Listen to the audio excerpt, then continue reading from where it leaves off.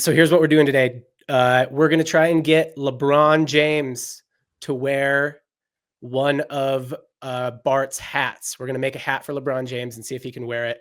That's the intro. That's the hook today, guys. This is the checkout. If you haven't been here before, I made a podcast with the people that I would create a company with if I could create a company with anybody.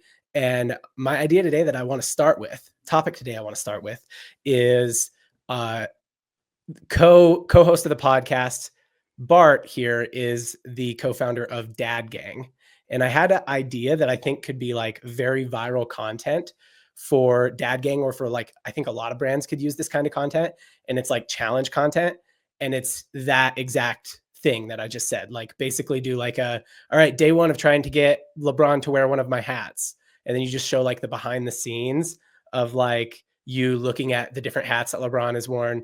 Like I was kind of looking at like images, like Google images of LeBron wearing hats. And I think like, I know exactly where I would start with the design and stuff like that. So you just show the behind the scenes and you just like make a series of short form content of you. And then it show you designing the hat. I don't know if you design the hats or if somebody else does, but like show you designing the hat, like a custom hat that you're going to try and send to them and stuff like that.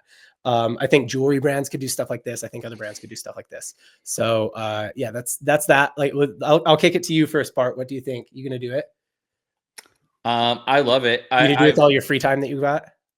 Yeah, all the free time with 2 kids in a company, I'll do it. No, I've done like a micro approach of this where I'm like, hey, Twitter or X, I really want to get a hat on this guy. Help me out. And and that's worked. But it's like that girl that's always dancing at Taylor Swift concerts, and she's like, day 300 of dancing to every Taylor Swift song until she notices me. Yeah. That's what I'm saying. I love those ones. Like the day 1, day 2, whatever. There's just something about, and I've seen people like hack it where they'll just like say like day 300, but you go back to their account and it's just like, that's the first That's one. funny. That's funny. Yeah. Okay, I know you're running a lot of product catalog ads and you're using Marpipe.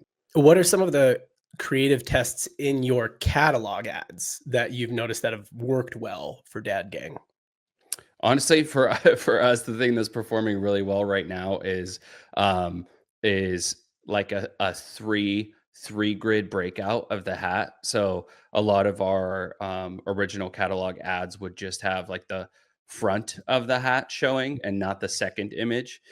So being able to showcase like the front, the side, the back of the hat in one ad. The other one, as simple as it sounds, is just like actually putting the price front and center. Like a little red circle that actually shows the price, because our hats are great quality, but they're only $35 compared to a lot of like the similar quality of a hat out there is like $45 to $60. So I think being able to showcase an affordable price in one ad is helping too. So, and like Marpipe specifically, they just bust out tons of variations of your catalogs and keep testing it.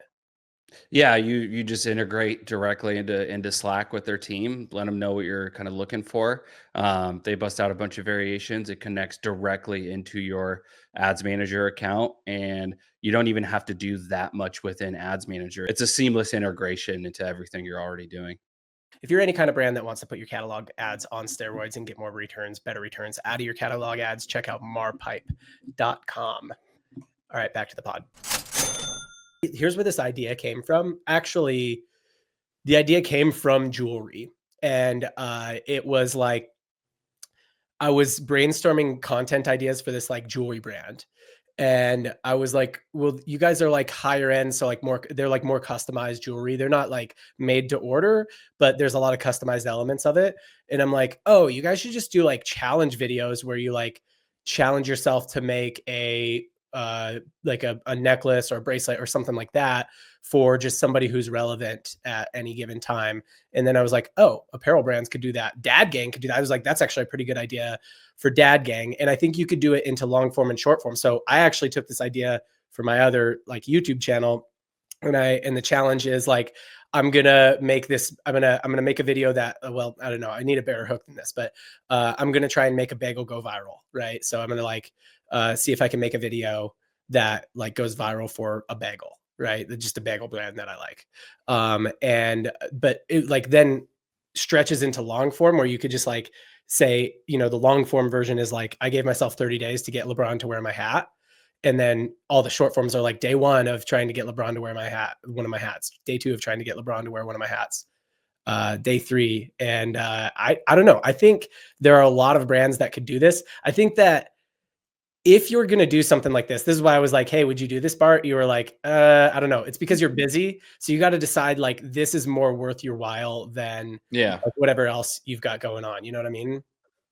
I've seen this reversed where there's like a, the first time I actually saw it was, I saw a girl trying to be a Gymshark athlete and she, or actually it might've been, actually I can't even remember if it was who it was, but they posted every single day until like Gymshark recognized them. And then I think they actually became a Gymshark athlete, which is like super cool. I think it took them like, I remember it being like 1,100 days or something. They did it forever. Well, I think that what's kind of cool about it is that you can make the challenge so hard that even if you don't do it, like nobody will get mad at you about it. They'll still get to see. And the reason I think this would be cool, Bart, is because it would feature dad. Like you could use this for ads. You know what I mean? And that's really the content opportunities I'm looking for lately is like, what is the kind of content that could kind of hit organically, but then could also be used as ads and it would make sense. Like obviously people can't go to your site and buy. I feel Jackie would say you can't use someone's IP to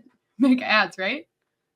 I think you could use something like that. Like I'm trying to make, I don't know. We could ask, I'm not a lawyer, but look, if you look, here's my approach to ads. If you get a cease and desist, then cease and desist. Yeah. Risk versus reward.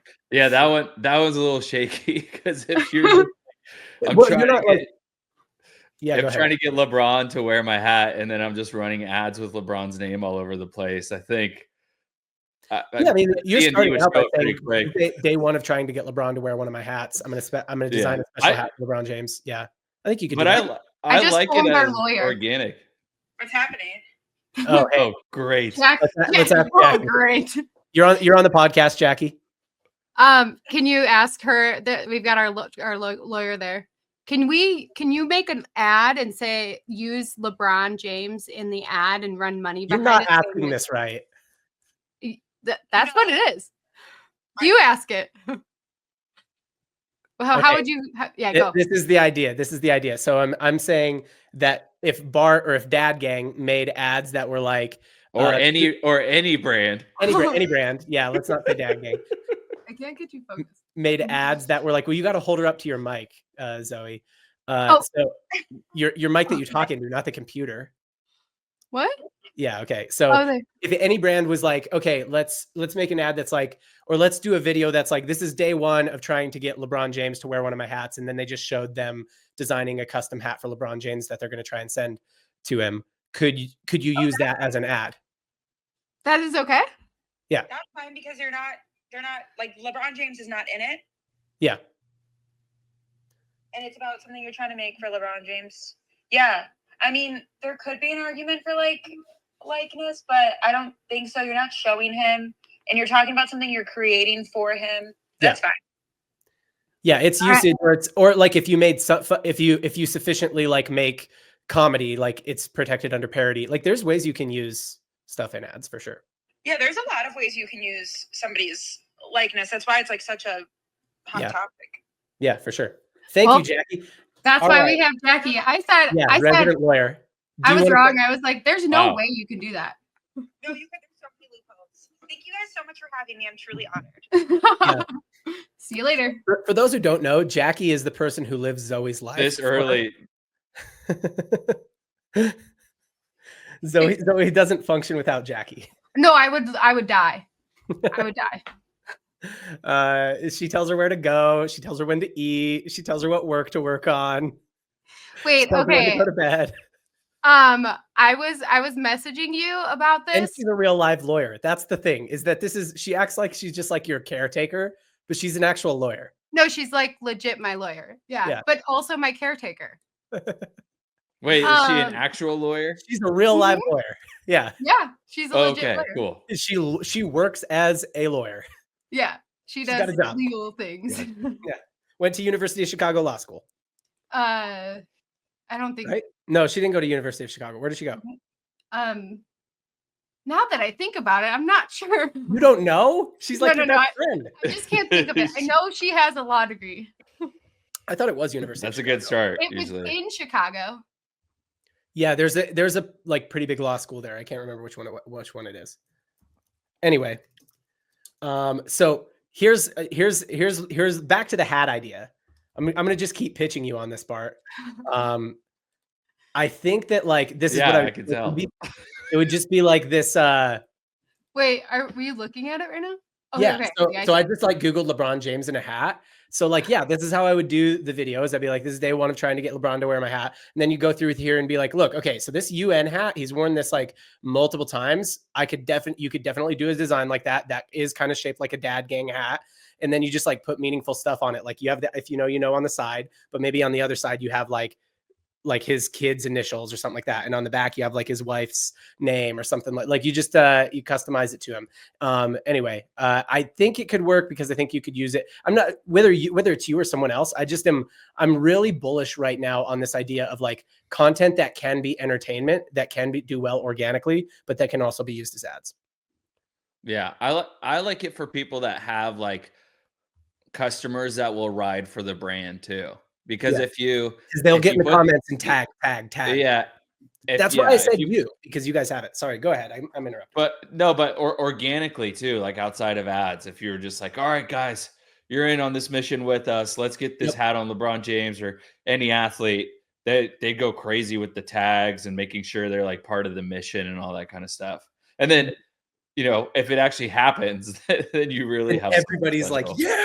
Yeah. Well, so do you know, I think, this is a part of a larger like idea that I have lately of like doing stuff that like where your impressions, when you pay for impressions, they multiply, so to speak. Like that could do really well organically. Dad Gang has the community where I do think you probably could get a lot of people tagging.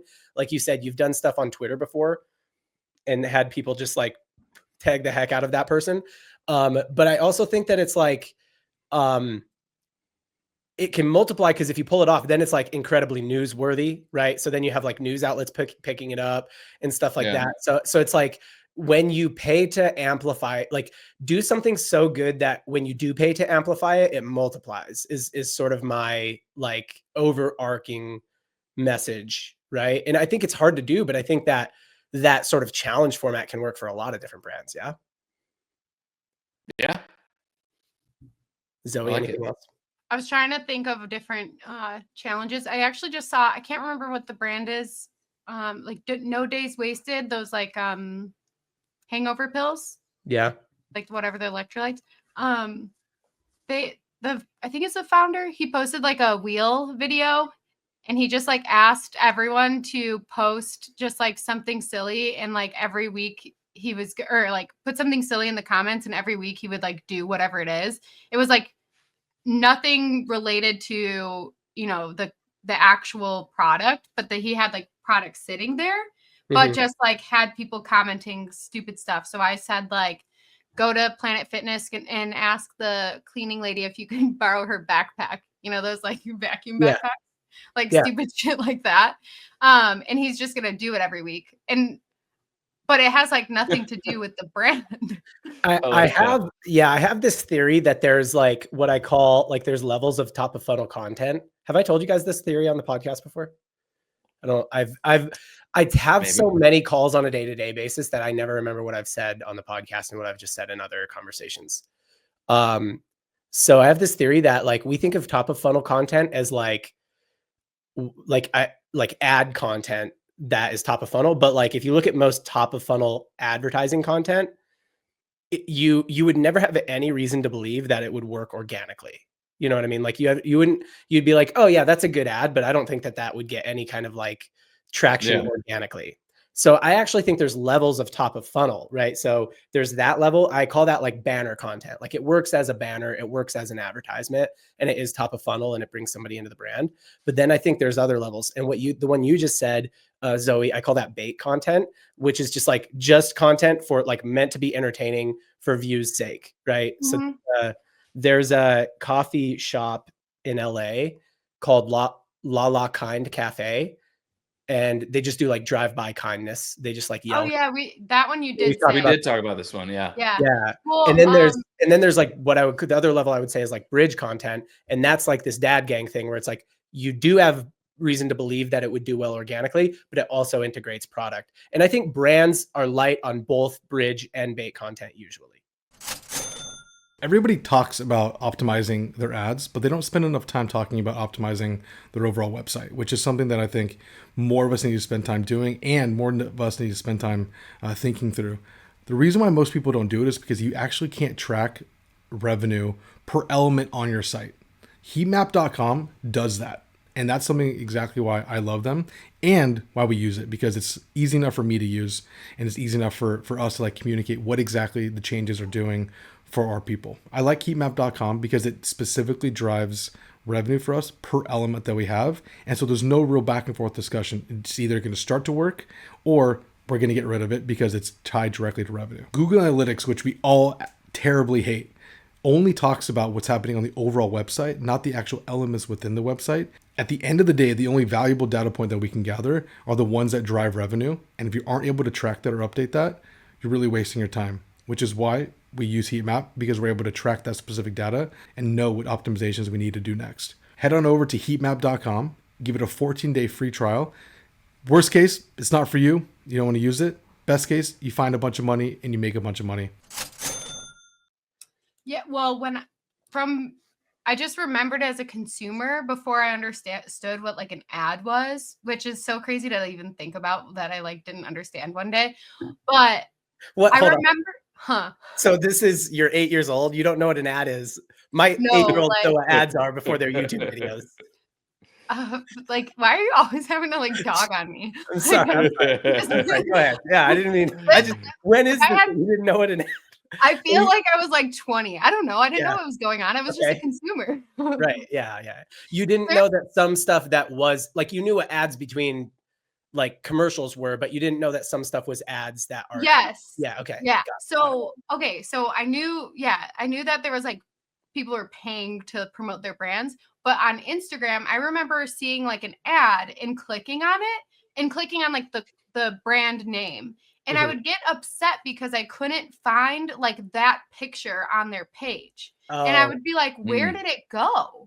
And I'd be like scrolling through their shit. I'm like, that ad had this like certain like top or hat or whatever, and I can't find it on their Instagram.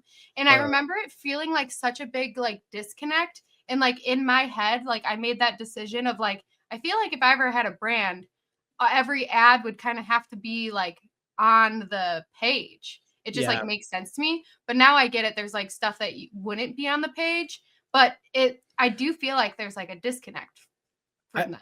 I do wonder if that is one of the reasons why, like, especially for fashion brands, I've never thought about this. I've kind of always dogged on this idea for fashion and accessory brands that their organic Instagram just looks like a lookbook. Like it just looks like a catalog. You know what I mean? It's like, you guys aren't really doing content. You're just like putting images of your products here. But I almost wonder if like, I'm kind of wrong, like based on what you just said, I almost wonder if I'm kind of wrong about that. Like, yeah, because before being in like having a marketing mindset, I would always look at the page for like what can I shop for, or for like apparel brands, I'd be like, oh, sometimes looking at it for like inspiration for outfit, like ideas of like what even is like in today. Am I like being chuggy, or is like what's like new, you know?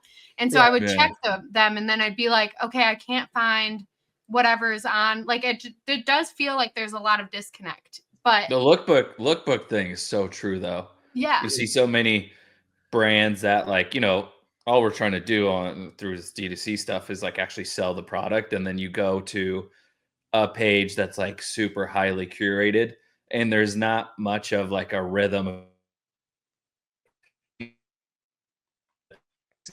else to look cohesive like a lookbook.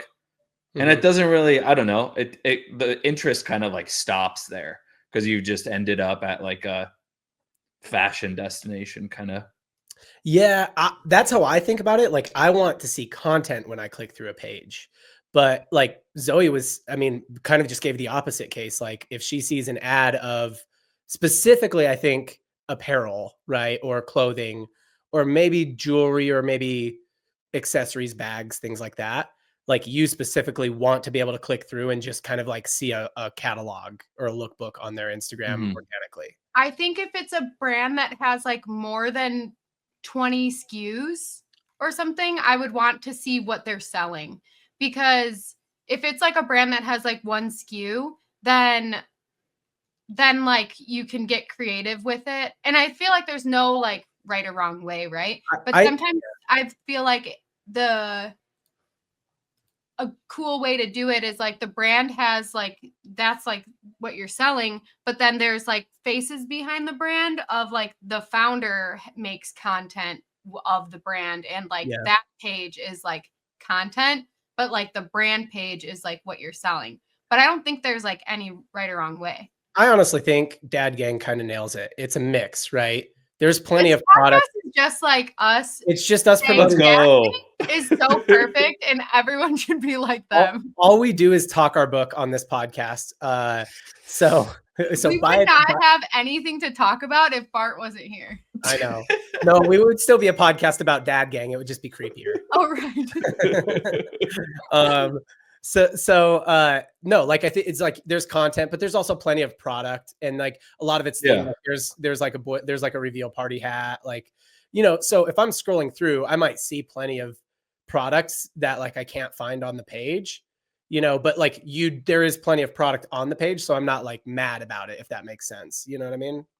I don't know. I feel like this is a good way to do it. But do we feel like it's easy enough for someone to find this, like see a picture of this hat and then go find it on the website?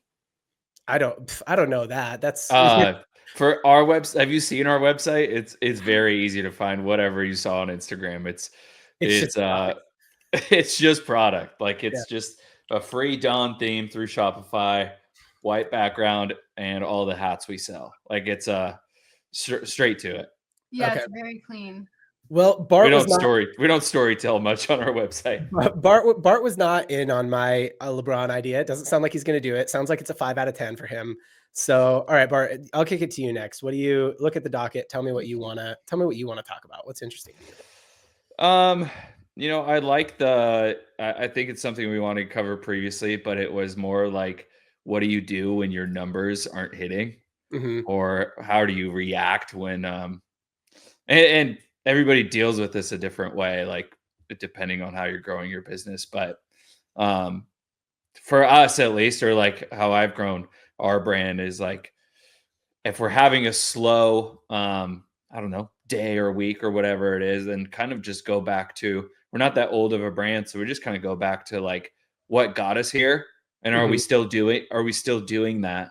And then are we like really utilizing all of our messaging channels for that day? And then there's outside factors that, like, I don't know, election might happen, or it's a new year or whatever. Like I try not to let like Shopify dashboards control my emotions, but it can happen. And then I think a lot of people like overreact based on how their day is looking, but I don't know. I think it's kind of ridiculous to measure day over day too. So like macro time periods is kind of one of your go-tos. Let me ask you this. So you said something kind of interesting there. You said like, what are the fundamental, like what are the things that got us here? The fundamentals. Are we still doing that? Do you think there is a time, like I think a phrase, there's all these like kind of conflicting, you know, bits of wisdom in the world, right? Like stay focused, but always be looking for an opportunity or whatever. It's like, okay, but then what if you're staying focused? Then you missed off. So like, is there like one thing you hear is like, are you doing the fundamentals? Are you doing things that like made you successful? But then also another thing you hear sometimes is like the stuff that got you here won't get you there, like won't get you to the next level. Like, has that ever been true yet for Dad Gang, where it's like, oh yeah, there's certain things that got us to a certain level, but those are, those kind of are like, we have to grow out of that? Not yet. No. Yeah. We've just kind of we've been fortunate enough to grow well, but like Yeah. I think one of our things that just seems to be true over and over again is that like new concepts and new hats are like the lifeblood of our momentum. That's Yeah. what we say. Like when we drop a new hat internally, we're always like lifeblood. Here we go. New lifeblood. And it creates a marketing moment. It creates a conversation. It creates something new for our audience to like take in while people, you know, still purchase like our evergreen hats or whatever. So Yeah. I think we're like very aware of our momentum since day one and staying focused on like always having a new thing to talk about. I think if we stopped, like if we we're just like, let's just focus on evergreen sales, let's not do anything new for a while, we'd probably see some like boredom and fatigue amongst our existing customers and new. Because when we launch something new, we kind of get new customers too, because maybe they've been waiting for a green hat and we never had it, you know? Yeah. I feel like it's kind of like back to the basics, or like don't forget about the basics. And I see that a lot because I walk into brands that are like, I don't know what happened. Like all of a sudden, like all my customers are mad at me and like, I don't like whatever. And sometimes it's just like simply, I'm like, well, like, did you answer them? Like, they've all been asking us where their order is, and we're like not answering. Did you think about like responding to your customers? But when you and sometimes I'm like, it's so simple, but like when there's so many things going on and you get farther and farther away from like your consumer, you forget what it's like to be the consumer. And one of the things is like when someone launches a brand, they like care so much about like what their consumer wants, and they listen to them and they talk to them and whatever. And like the farther and farther you get from it, it's hard to do that. So it's easier to like forget some of those basics of like just like your business is for your consumer, not for you, you know? And I think you also start out being the consumer sometimes. So, you know, I think of there was a brand that I used to work with, that baby clothing brand. Really like they really got a ton of traction, and mainly it was like the woman who was designing, you know, and they did like all over prints. So they like, it would be like a onesie with some stuff printed, a design printed all over it. Right. So onesies, shirts, all kinds of stuff. Right. So the woman who was the founder, she had babies, and her whole thing was, she's like, I don't know, there's just nothing that I think is cute. So she started designing her own stuff, and like, turns out a ton of people agreed. 7 years later, she doesn't have babies anymore. And she's not like really like a new, like she's not part of the new generation of newborn moms anymore. So I think sometimes you start out as your consumer and you like really, but your either your interests evolve or your life evolves or something like that. So that happens too. Plus the business gets big. So, you know, what was one time scalable, founder designs the designs, then gets unscalable, you know, or you have to come in and you have to find somebody who's like an operator, a COO, and so that you can continue to just be the designer or whatever. So I think, that happens a lot. I'm curious, Zoe, like, you know, you were at Chomps at a pretty like more advanced stage, I would say. So, you know, it's like a bigger brand that a lot of people know about. How did they manage this because it's always, I have this whole beef with like projections, the way that we do projections in e-commerce that I could get into. And this is probably what you did there. Yeah. Beef, meat sticks. So I have this whole meat stick. I have this healthy meat stick relationship. This is just a show. I get my Chomps at Costco. Like, you don't get paid for any a month. Yeah. I guess Dad. Oh, I think I do have. I think I do have a coupon code Zoe15 ZOE15. I actually think it's still live. You could get 15% off on chomps.com. I mean, look, Bart gets paid when you buy Dad Gang stuff, but other than that, but yeah, like Chomps, pretty big company. I mean, there's definitely months or quarters where they're missing their projections. Like, what is it like internally? Is there just a lot of stress? Do they end up turning over team members and letting people go? Do they end up firing agencies and going with other agencies? Are they pretty level-headed and calm about it? Like, what's that look like? And without really outing them, I guess. Yeah, actually, so I was there for like, I think 2.5 years. And when I first started, I didn't know what Chomps was. And actually, Jackie was the one who was like, Zoe, that's like all my influencers are talking about those. I'm like, I don't like meat sticks seems like so like I went from like the coolest supplement brand to like meat sticks. Like I'm gonna go from like working at Ghost to being like the meat stick girl. Like, I don't know. So That's how everybody's gonna know me. and that's how people Like, know me they're now. gonna be And like, there goes fine. Zoe, the meat stick girl. There's the meat stick girl. And I saw it grow, and the biggest struggle was it was interesting because it everything was relative, and everything was like it had a reason, and people understood that reason. So like when we grew in retail, we ran actually my second day, we shut down D2C because we had to prioritize the inventory. And I was like, so like, what do I do? Like I got hired for customer experience in like for D2C, like you just like took away my job. But it really was cool because I got to just like silently like redo everything with like not that much pressure. And then when we relaunched on D2C, it was like really just exciting. But the biggest problem was keeping up with demand. So it was never like while I was there, we never like didn't hit our projections. We just ran out of inventory. And like the only time I don't know, everyone wanted those meat sticks. There was just like, we just grew year over year. But I do remember being like, oh shit, you guys never missed projections. Like you're like, I don't know what to do when you don't hit your numbers. We were always fighting over inventory though. Like so I would promise like a customer, like even just, it was like hard because it's like, you want to help every single customer on a micro level, but then it's like, okay, we just got Costco and we need every single like meat stick to go to Costco. Yeah. Costco goes to a lot of meat sticks. Yeah, they do. Okay. Well, Bart, I guess, you've in another life, Bart, you were worked in the agency world. This happens all the time in the agency world, and a lot of the blame falls pretty squarely on the agency. Yeah. You pretty much hire the agency to have a nice scapegoat. Yeah, I think so. And then, a lot of the time, basically what you do when you're not hitting your numbers, fire your current agency, go hire another agency. And that'll buy you another quarter. And after like 3 or 4 of those, you'll probably get fired. And then they'll bring in a new marketing director. And after like 3 or 4 of those, 3 or 4, that marketing director will do the same thing. And after like 3 or 4 of that, like, honestly, I'm saying like this in jest, but that's an incredibly common, like, an incredibly common scenario.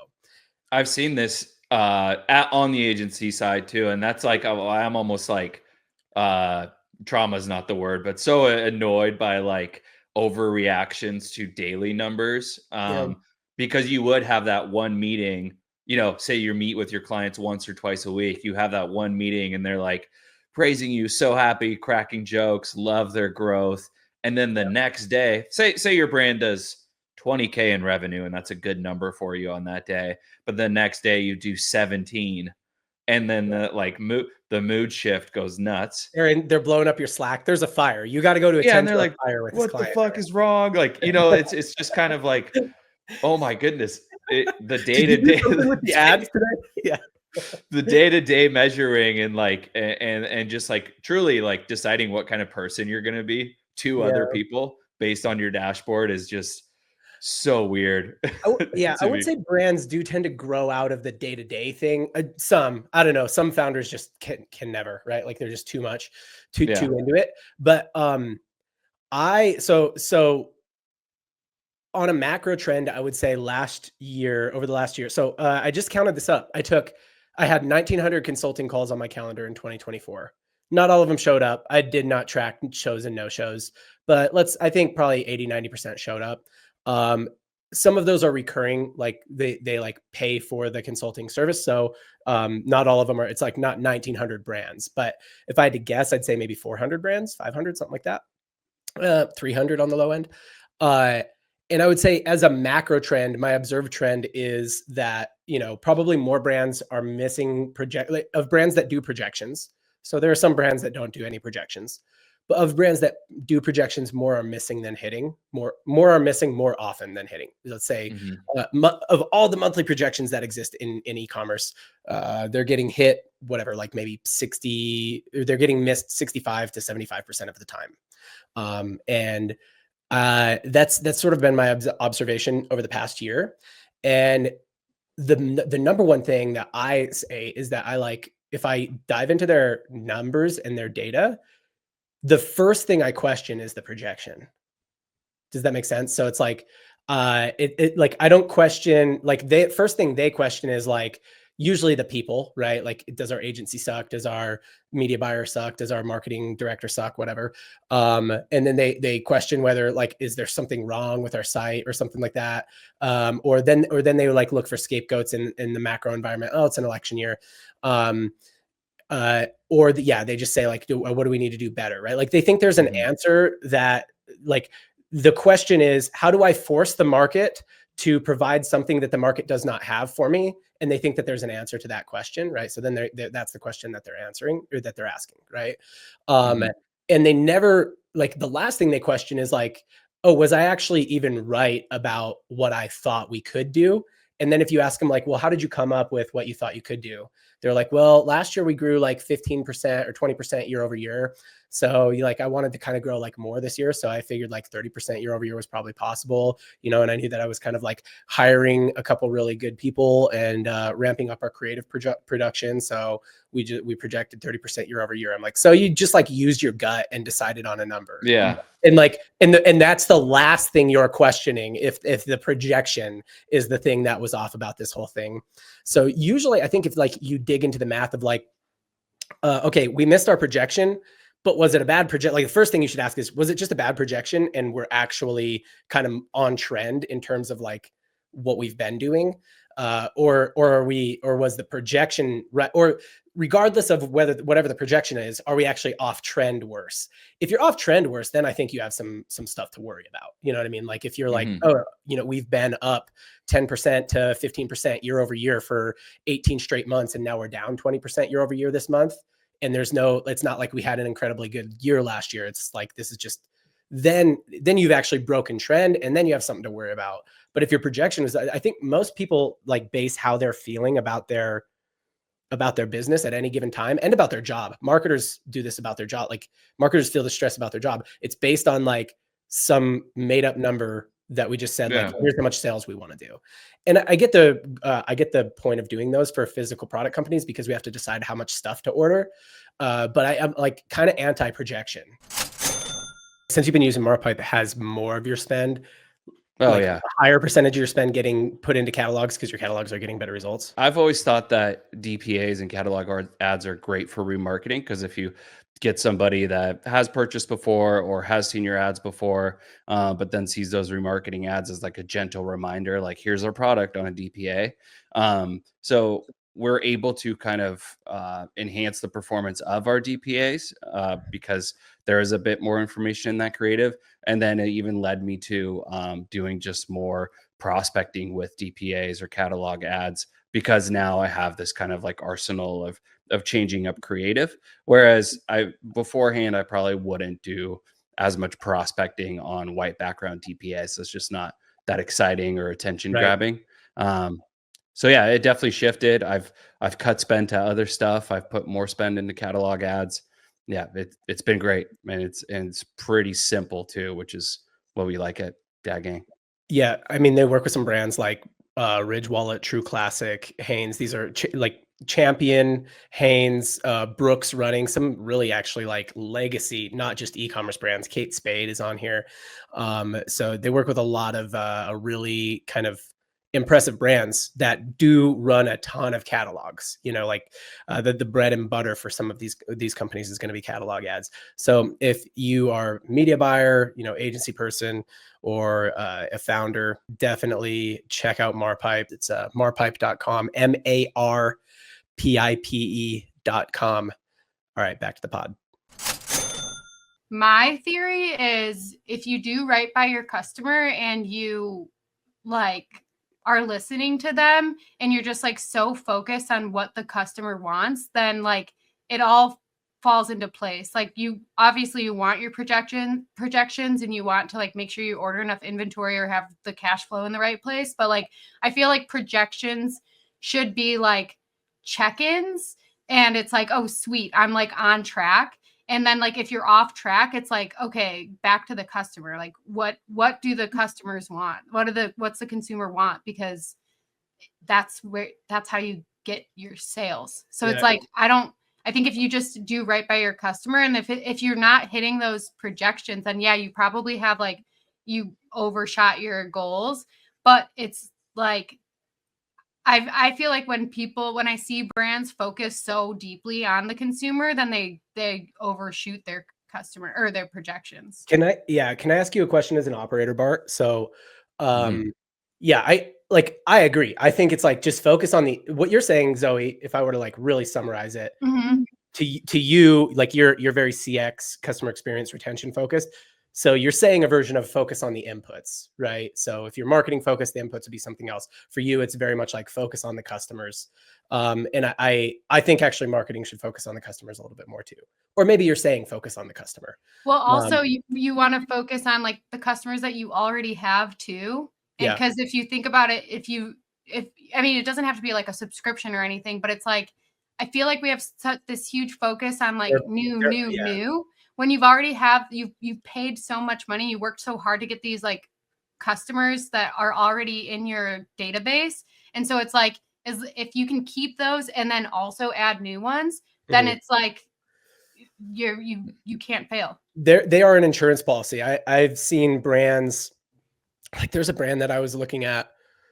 I've been working with them for like 6 months, but like I was just looking at their numbers and it's like, oh, their new customers has been decreasing year over year for like 2 years. So like, if you look at any given month, they're doing less new customer orders this year than they were last year. And that's been going on for like 2 years. And most brands, if they do that, that's what I call a canary in the coal mine. If that happens, your revenue will flatten and it will start to decrease. Not this brand. Their revenue is still growing year over year. Now that it eventually will flatten. Their growth curve has already started to flatten a little bit. But like their customers are just so sticky, and this is a consumable, so it makes some level of sense, but even most consumables don't have that kind of effect. But yeah, what I wanted to ask you, Bart, is what I've been preaching a little bit more of lately is I've been saying, okay, I understand why you're making projections, and sometimes people are making projections because they have either key stakeholders or investors who need them, who want to see them. Yeah. But assuming that it's not that, if it's that, that's maybe a whole different discussion that we should have. Like, should you even have investors in a consumer brand? But assuming it's not that, the reason you're making projections and the reason they're important is because you need to know how much to order of things, right? Like you need to know how much stuff to buy. Mm-hmm. This is what I've been saying to brands lately. I'm like, I want you to change your frame on that, and I want you to say how much stuff I should buy is how much product I should buy is how much I'm very confident, highly confident I will sell. That's how much I should buy. And then I can set a goal of sales that's beyond that.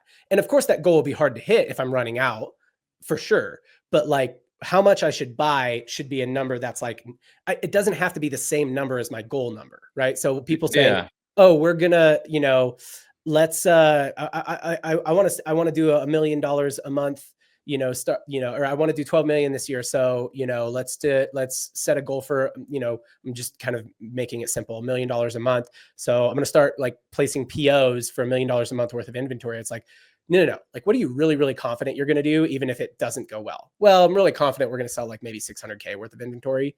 Okay, that's what you should order. Okay. But then how will we do the million? Yeah, you'll figure that out as you go. Don't worry about it. Like if you end up doing only 9 or 10 million this year and you're constantly running out of inventory and you have more demand than supply, that's a way, way better problem to have than ordering like you're going to do 1 million and then not having enough demand for it. So like, first of all, I say, separate goals. So you can set the goal for your marketing team in one place and then just like buy inventory in another place. And then if the marketing team can't hit the goal because the inventory isn't there, it's like, great, that's fine. Outside of their control, we're still happy with them. And as a business, we're still in a good cash flow place. So that's what I've been preaching lately. But what I wanted to ask you, Bart, was like, I'm preaching that from a place of not having been an operator on the logistics side, right? Like I've never had to like place POs and worry about Yeah. cash management and stuff like that. I'm really coming at that from the marketing side. Like, can you poke holes in that? What are the problems with that? Like going about it that way? Yeah, it's funny you said the whole, if you don't order enough, but you sell out of it and then you have a scarcity model and somebody, you create more demand, then that is a great position to be in.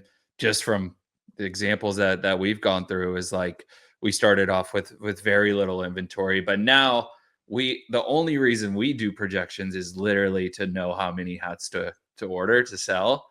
And yeah, like I love that you said that a lot of these projections come from gut feelings, not so much like you did some serious calculations on to get to your number based on things you've done in the past.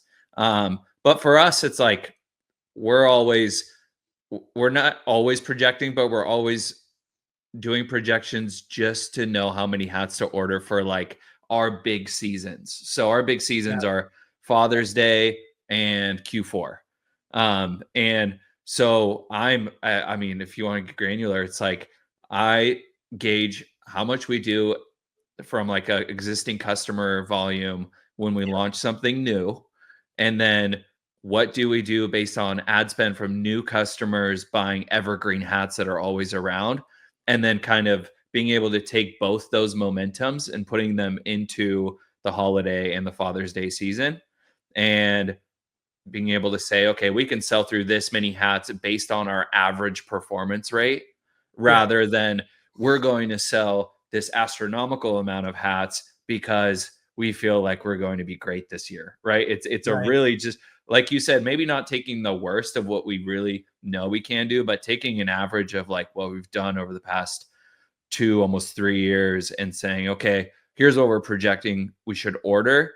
And we never go overboard with our goals. So last year we sold out of hats for Father's Day. This year, maybe we won't, but we probably will. Like that's kind of the rhythm right now, is for holiday, we sold out of the stuff that we sold the most. Like you said, we're always selling through the things that people want the most, and we're not worried about it to the point of like, the only thing you can say is we didn't get enough, right? But then you jump into that like astronomical projection zone where, okay, how much is enough, and can we really guess the total demand of this cohort?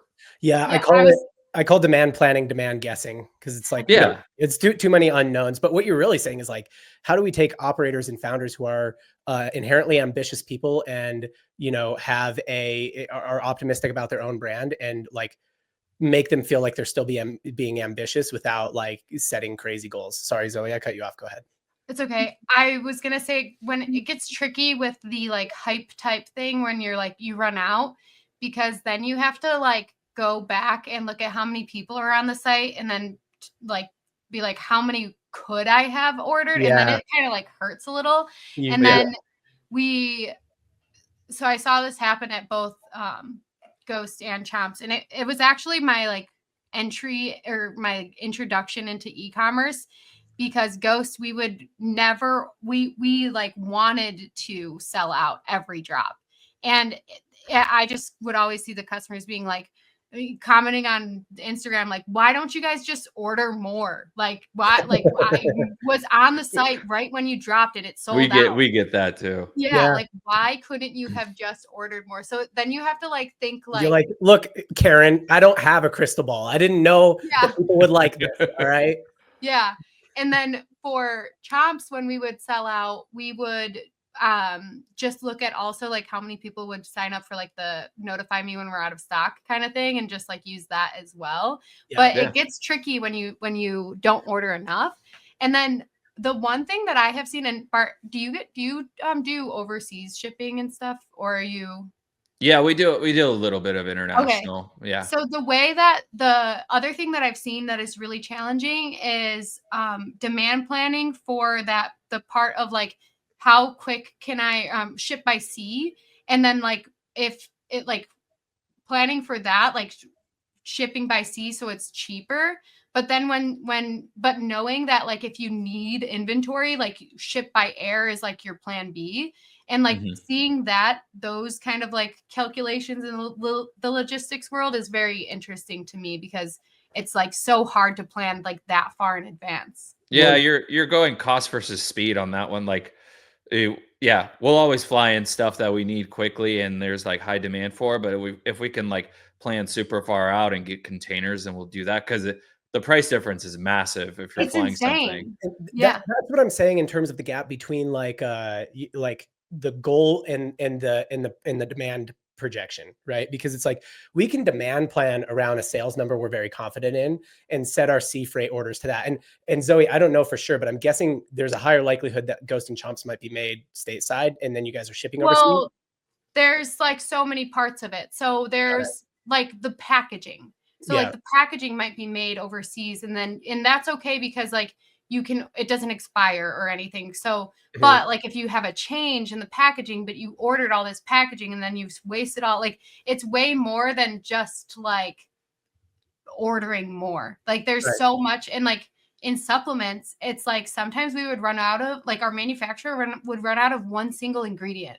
So we couldn't make the whole thing. And they'd be like, oh, that's because like there's like something happening in the Amazon, and that's where we sourced the whatever grapefruit extract. And it's like, okay, now what? Like it's way more than just like ordering more. Yeah. No, for sure. And that, but I think that's like the core between the gap between, like the goal that you can set. And I don't know, I asked you to poke holes and you didn't really poke holes. I guess maybe your poll was like, well, you don't have to be like under ambitious.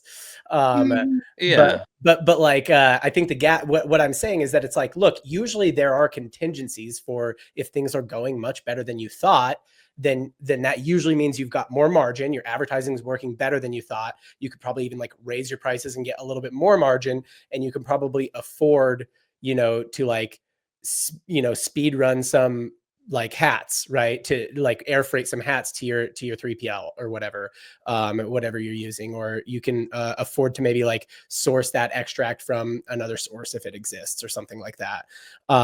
So like there's like, you can solve the problem logistically, or if you can't solve it logistically, it's like, okay, I would still rather have pent up demand than pent up supply. I want to tell you some things that we were learning about the Breeze website that was costing us a bunch of money that we actually didn't know until we installed a Heatmap. On our product page, we have bullet points that looked like buttons. We had elements that looked like buttons that you actually can't click.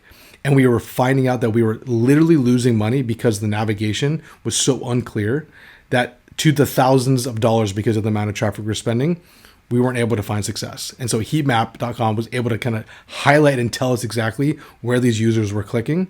And we made that immediate change. Then we saw on Heatmap that like we had product tiles where people were navigating to kind of add to cart or learn more about the products. It's too far down on the page, but majority of the revenue is starting and driven from those specific tiles. And by us just moving those up the page so it's less of a scroll on mobile, we're able to drive almost 2 times the revenue from the same exact amount of traffic. That, again, was only coming from Heatmap. I think that's super powerful because it's able to track specific dollars per element on your website, and no other thing in the world can do this. Not that I know. And so this is why it's easy enough for me to use or our CRO to use. There's no negotiation. There's no back and forth. It's either making us money or it's losing us money. And it's the reason why I'm super thankful for the Heatmap team to be a part of this crew. And if you want to try it for 14 days, free of charge, worst case, doesn't work for you. Best case, you make a bunch of money, you save a bunch of money. It's a win all around. Hope you guys try it out. I most of my career actually started more in the like logistics side than the marketing side, because I would always be mad at the marketing side, because I'm like, did you guys tell the man, or did you tell the 3PL that you were having this sale? Because like you can't just have a sale, but you have the same staffing in your 3PL. Like who's gonna pack the orders? And so it was always this like fight between the two, and then me being like the mediator of like, can you guys talk to each other? And like whenever like the marketing would like make the plan, I'd be like, okay, I'm gonna go talk to the 3PL and be like, did anyone tell you about this? And then like fixing those feedback loops, because that's like half the problem.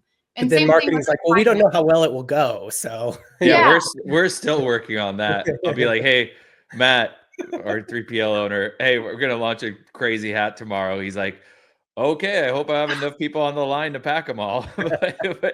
but we've gotten into a rhythm where like I don't he follows us in a across few weeks, he's everything. like, So yo, are you guys launching a hat soon? Yeah. No, yeah. Sometimes it would be like I wouldn't know that something's happening until I saw it on Instagram, and I work for the brand. I'm like, you guys are driving me fucking crazy.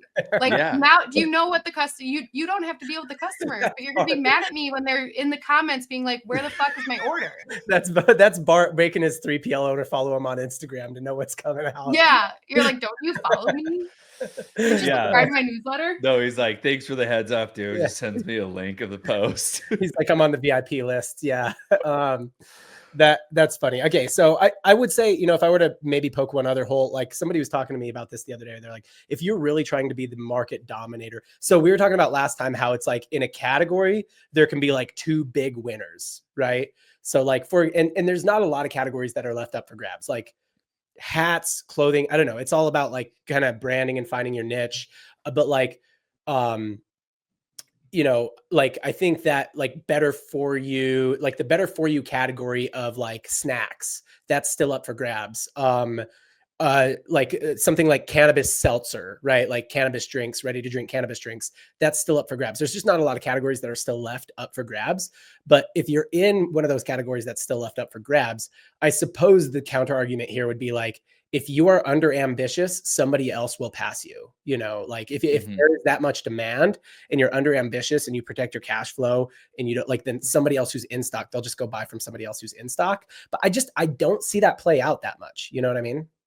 Well, also, I think that people forget that like variety and competition is really good. Like when I was thinking about that with the cannabis drinks, because I'm starting to see like other maybe not cannabis drinks, but like alcohol-free options. Oh yeah. And like this is a huge, like if you're in this market right now, it's doing very well. I've seen multiple brands like this. Yeah. Yeah, and it's like not a bad thing to, you know, people will prefer their one drink or one like beer, but like people like variety and they like to try different things. So it's like not a bad thing that there's competition. I think it's just really healthy, and like it's okay that your consumers drink other things too, because it'll like, I don't know, they'll have friends who share their favorite drink and you share yours, and you know, it's like it's very healthy, I think.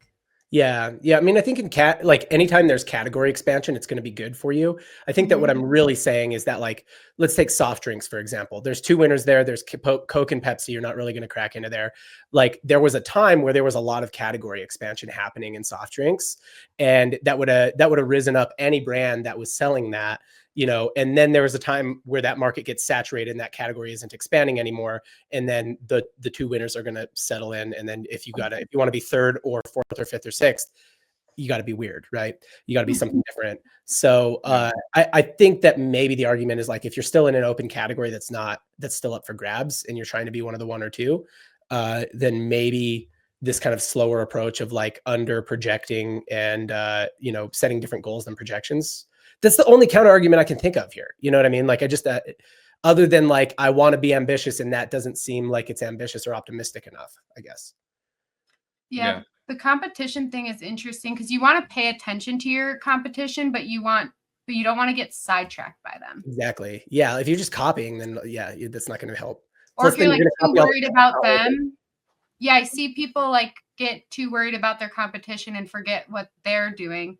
But like, you don't want to like be completely naive to it. Yeah. So it's like finding that balance. Yeah. We'll shift topics, but like on that point, I think I used to be like an elite distance runner. That was like ran track and cross country in college and then professionally afterwards. The people who are the absolute best in the world and in the country, like the one thing I've noticed about them, I know a lot of them, like the best kid, the kid who just broke the American record in the half marathon and he was like 8th at the Olympics. He's an American kid. I know him pretty well. The thing that they're really good at is their race is going to be their race regardless of anybody else's race. And even though we're all racing, like we all start at the same time, we're all trying to get to the finish line first. Like they might respond to something somebody else does. Like there might be some tactics out there, but like they're going to, they are not going to get encouraged or discouraged by anything else that happens in the competition. And then like the next tier of people, you can still be very elite and not have that gene. I'm like that. Like I will get encouraged or discouraged by what happens in the competition. Like if somebody else makes a really good move while I'm not feeling well, I will get discouraged by that. And that's like a little bit of a difference in like, you know, like a small edge difference in like the absolute elites versus like the almost absolute elites. All right, Zoe, last topic, probably we have time for. You want to pick something off? There's one that you wrote up here that I want to talk about, but like you can pick whatever you want. What is the one? I think it's the one you posted about this week, right? It just says Neurospicy. I'm guessing that's what it is. Yeah, Maybe what we is could that? do it. Maybe we could do a sneak peek into it. You want this to be like the title topic? You're like, let's talk about Zoe's self-discovery. Next week, Next week on the checkout, it's the whole podcast talking about how Zoe waited till she was 30 to realize she was ADHD or something like that. Yeah, kind of. If you're like, I found out this week I was ADHD, I'm like, could have told you that years, like when I first time I met you, I could have told you that. It's Anyway. it's so funny. Okay, no. Okay. Well, how about I'll say it, but then you are probably either gonna have like so many questions or like you won't know what to say, or you're gonna be like, yeah, that makes sense, because it's funny. I realized like why I'm so good at my job in like the last week, because I didn't realize that my brain, I'm like extra neurospicy. And I didn't realize that my brain works differently than other people's brains. Like, because we don't really talk about like what is really going on in our heads with each other. We talk about like what is like socially acceptable. Or the output, So yeah, and now like everything makes sense because I realized how neurospicy I am. I have been diagnosed with ADHD for like forever. Okay, good. And go ahead. I was gonna say, if you discovered that you're ADHD, I'm like, this is not a discovery. You should have known this a minute ago. No. So I've known that, but it still didn't really like make sense completely. And when I saw John for the last podcast that we recorded in person, I'm interested. I had this like meltdown in front of him. Yeah. And he was like, "Are you good?" Like, I was not okay. I was like way too overstimulated, and like you probably have like a whole vision of how I was too. Yeah. I just was like not good, right? Yeah, that's a fair description. Not good. You're not doing well, and you actually like were kind of a champ on the podcast.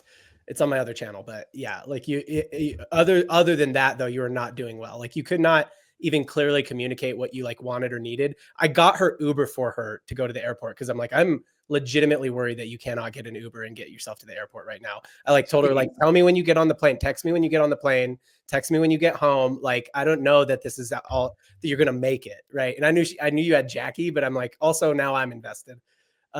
So yeah. It's always like taking a village to like make sure that I stay alive. And because I'm just always like all over the place. And so I had this like realization, and there was like just some like things that my like friends were pointing out about me that were like odd. And I was like, what do you mean? Like, that's odd. Don't you do that too? So turns out this is the first time, like, I don't know when this podcast will actually go out, but like, this is the first time I'm like saying this like out loud to someone who's like not my best friend. I take this neurodivergent test and then do all this research with, professionals. It turns out I have autism. Yeah. You're pretty mild on the spectrum. Yeah. I am autistic with ADHD. They call it ADHD. I went 30 years of my life not knowing I was autistic. Were you late developmentally at all? Like, did you talk No, late or anything like that? I was very far ahead. And because I had ADHD, like I was that kid who they would like move me. Like I would get bored because I like finished my stuff on like early, and I was in like Project Tree, which was like the smart kids, but I could not like shut the fuck up and stop moving. And like, now I know I was like stimming, like I'm like, just like, but I don't know, causing a ruckus. And like, I just could not like sit still. So it was like, okay, obviously ADHD, but I guess if you have autism and ADHD, you're really good at like masking it. So I was able to like, to learn how to be like social. Yeah.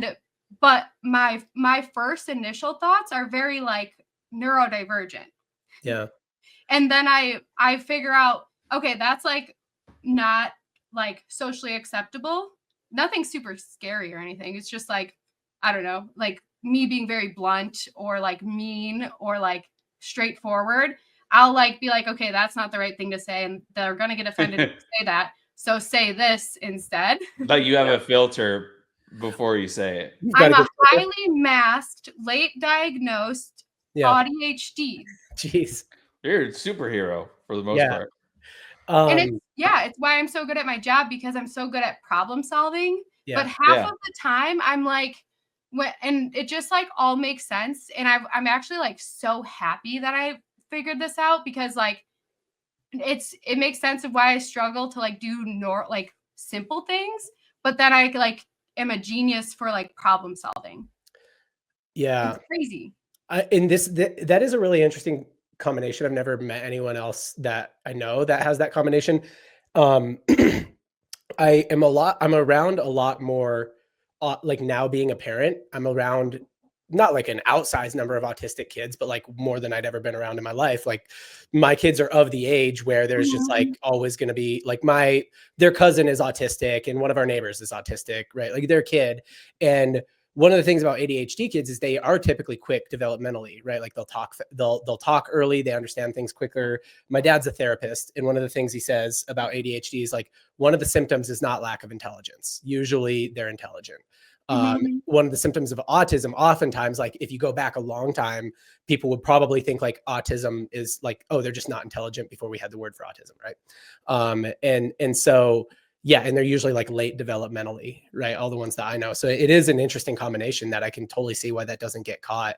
It also makes me think like, I think in the entrepreneurial community, or even just like the sub community of, I don't know, I do think that like e-commerce and direct to consumer, like e-commerce is sort of like having a little bit of a glow up, where it's like, if you think about like tech in the early 2000s, like if you worked at Google or like Snapchat in the like mid early 2000s, you were like a nerd who like spent time on Reddit and like used GitHub and like read every Paul Graham essay. You know what I mean? Now, if you work in tech, you're just like a person, you know what I mean? You're just like a person who probably has a degree from some school. And I think e-commerce is getting a little bit like that now too. Like at first it was just like all kind of nerdy, hustly, entrepreneurial people. And now it's having a little bit of a graduation. But I have noticed amongst like maybe the entrepreneurial, more hustly community, there does seem to be more neurodivergence, but I also sometimes think like, doesn't everybody have ADHD now? Like, I think everyone's got ADHD. Yeah, well, Bart, are you ADHD? You're ADHD, right? Everyone's ADHD. Are you ADHD? Yeah, probably. I mean, I grew up in Poland. We didn't even diagnose kids for it, but yeah.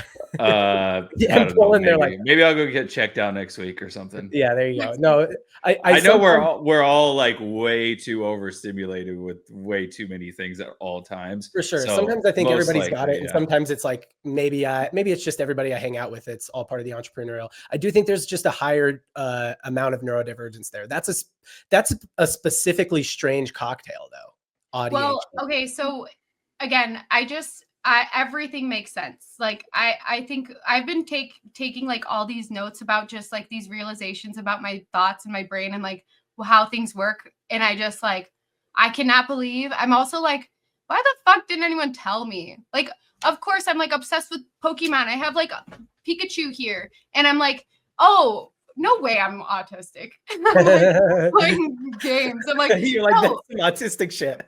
I'm doing like so much. I'm a super cool autistic kid. I'm like, I remember like Jackie is like, can you shut the fuck up about being autistic? Because I'm like, this is so cool. It makes so much sense. I finally like know who I am. But like one of the things that I like don't care about is like what people think of me. Yeah. And I have these like ideas, and I think that a lot of people like have ideas, but they care about like what other people think of them. And I just like do them instead of like thinking. I'm like, oh, that's a good idea, I'm gonna do that. Where and I think that's a lot of entrepreneurs. They're like, they like if you think about some of the crazy brands, you know, that are, I'm not trying to like out anyone's like autistic, but like some of them are like, that's a weird brand. And like you just like did it. And it's like, I don't care what people think. That's a good point. The degree of like being scared of other people's criticism in entrepreneurship is really low. Like there's like, it is strange to me that people are like my wife will be like, dude, you can't just go around in life not caring what people think about you. Like that makes you an asshole. And I'm like, well, I guess. But like so all the people all the people I know don't care what people think about them, you know, like I think that is like a, you know, there's a higher degree of like people don't take their signal from others as much, you know, otherwise you don't really create anything.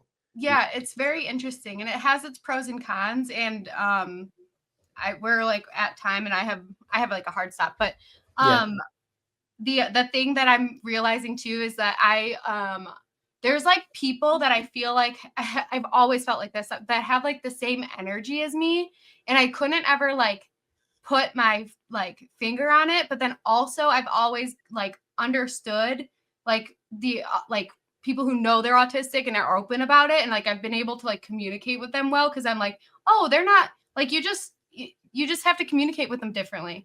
And now I'm like, telling Jackie, I'm like, maybe this person's autistic and they don't know it. And Jackie's like, Zoe, you cannot go around diagnosing, like telling people they're autistic. And I'm like, but what if they like, I wish someone told me. And she's like, Zoe, calm down. You're going to start offending people.